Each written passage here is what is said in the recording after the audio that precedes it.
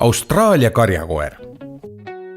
See on üks tõeline energiapomm ja mitte niisama asjatult, vaid eesmärgiga. Kuni tänase päevani on ta ametis karjakoerana ja kuna ta vajab palju trenni, ongi ta kõige rõõmsam just tööd tehes. Ta on üks maailma vanimatest koeratõugudest ning tema soontes voolab ka metsiku koera Dingo verd. Ta on sitke vend ja tema krantslik välimus sobib suurepäraselt kokku tema kartmatu olekuga. Kutsikad vajavad igapäevast kuuletumistreeningut ning nii väikesed kui ka täiskasvanud koerad on küllaltki mänguhimulised. Kui ta sind tunneb, on ta vägagi sotsiaalne tegelane. Eks see käib veidi ka ametiga kaasas. Talle meeldib õppida ning tema koolitamine on käkitegu. Korralikult treenituna võib tema peale loota mis tahes rollis, ka näiteks valvuri. Ta armastab ringi joosta ja võimalusel kedagi karjatada.